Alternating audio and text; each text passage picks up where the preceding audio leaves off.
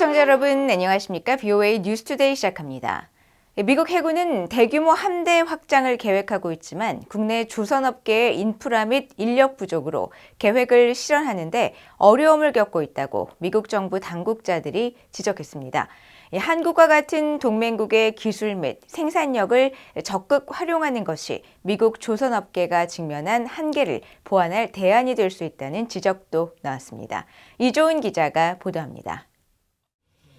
브렛 사이들 미국 해군연구개발 인수 담당 차관대행은 11일 하원 군사위 해상전략투사력소위원회가 미국의 조선업 상황을 점검하기 위해 개최한 청문회에 출석해 미 해군의 선박 건조 현황을 보고했습니다. 사이들 차관대행은 청문회에 앞서 제출한 서면 보고에서 미국 조선업이 여전히 생산 속도와 비용 문제에서 심각한 도전에 직면해 있다고 밝혔습니다. 특히 숙련된 용접공과 배관공, 전기공 등 핵심 기술 인력이 부족해 생산 일정이 지연되고 있으며 공급망 문제로 주요 부품의 납품이 늦어지고 있다고 지적했습니다. 미 정부 회계감사원 GAO의 계약 국가안보인수부서 셸비 오클리 국장도 이날 서면 보고에서 조선소의 노후한 시설과 공간 제약이 함정 건조 성과에 영향을 미치고 있으며 미 조선업계가 계속해서 겪고 있는 숙련 인력 부족 문제와 신규 노동자의 낮은 생산성 문제로 인해 전체 건조 일정이 지연되고 있다고 밝혔습니다.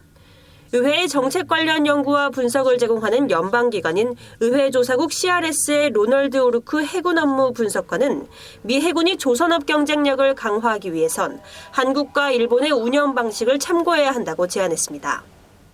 Japan and South Korea are often mentioned almost side by side when people talk about best practices on a world standard in shipbuilding. And there are two things that you could learn from the Japanese.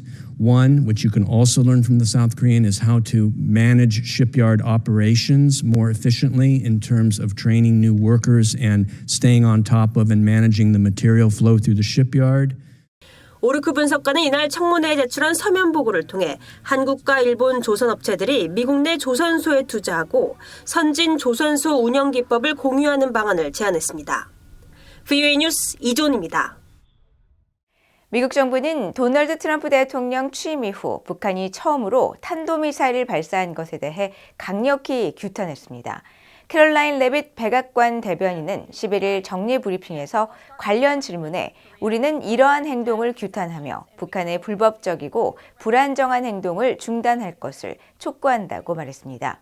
이어 트럼프 행정부는 자유롭고 열린 인도태평양을 촉진하기 위해 협력하는 가운데 한국 측과 긴밀한 소통을 유지하고 있다면서 미한 동맹은 굳건하다고 강조했습니다. 앞서 북한은 지난 10일 여러 발의 근거리 탄도미사일을 발사했으며 이번 발사는 오는 20일까지 한반도 일대에서 진행되는 미한 연합훈련 프리덤 실드 실시 첫날에 맞춰 이뤄졌습니다. 북한이 지난 8일 처음으로 핵추진 잠수함 건조 현장을 공개한 것과 관련해 안토니오 구테르스 유엔 사무총장은 한반도에서 긴장이 고조되고 있는 것에 여전히 우려하고 있다고 유엔 사무총장 대변인실이 밝혔습니다. 유엔 대변인실은 11일 VOA의 관련 논평 요청에 이같이 답하고 사무총장은 북한의 긴장 완화와 관련 안보리 결의의 완전한 이행을 거듭 촉구한다고 강조했습니다. 유럽연합 EU도 이날 VOA에 북한이 한반도에서 군사적 긴장을 고조시키는 모든 행동을 중단할 것을 촉구한다고 밝혔습니다. 이어 우리는 대신 북한이 주요 당사국들의 대화 제의를 받아들일 것을 요구한다면서 이는 한반도의 지속 가능한 평화와 안보를 달성할 수 있는 유일한 길이라고 말했습니다. 북한 선박에 대한 안전검사가 사실상 중단된 것으로 확인됐습니다.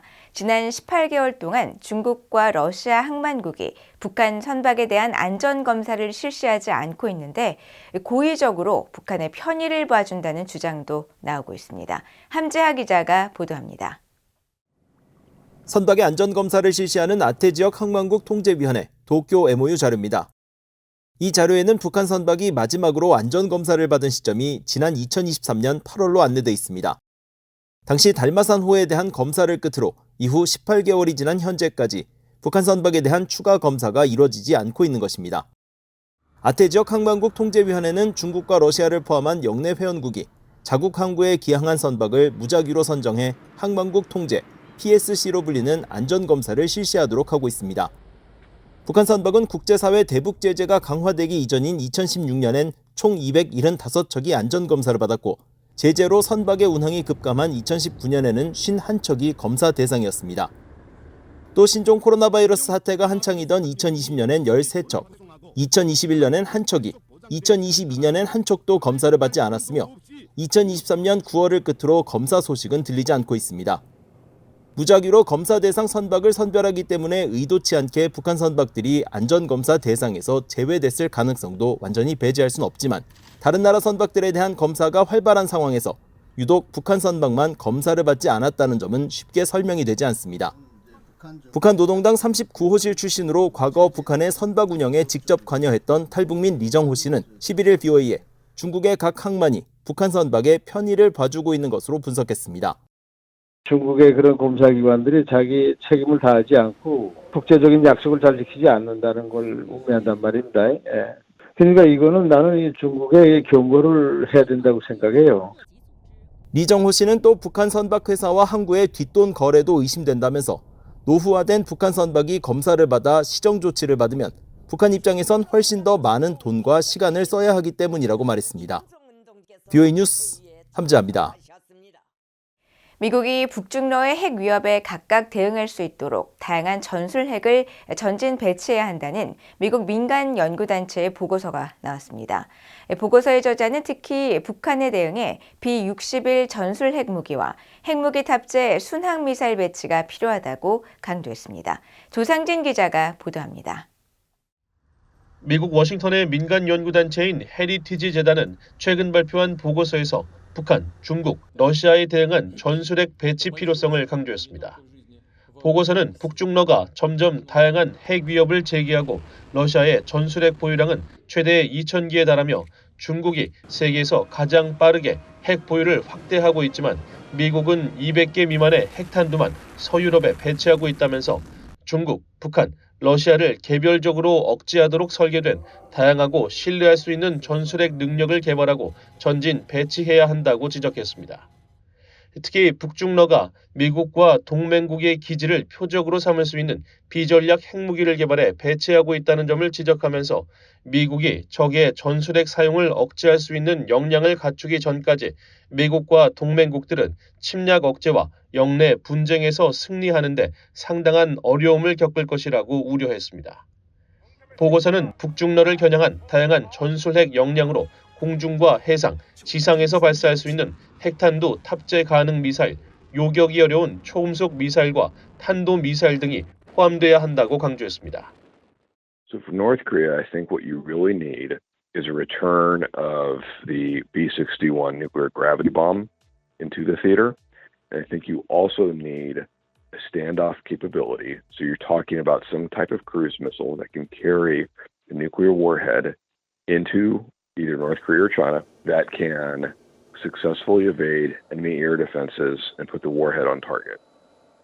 피터스 연구원은 이러한 전술핵을 배치할 장소로 미국령 괌과 한국, 일본을 꼽으면서 이 무기들은 북한뿐 아니라 중국에 대응하는 데도 좋은 옵션을 제공할 것이라고 강조했습니다.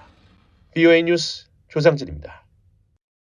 세계 최대 IT 기업 중 하나인 마이크로소프트사가 10일 북한 해킹 조직 문스톤 슬릿의 최근 사이버 공격에서 서비스형 킬린 랜섬웨어가 사용된 사례를 포착했다고 밝혔습니다.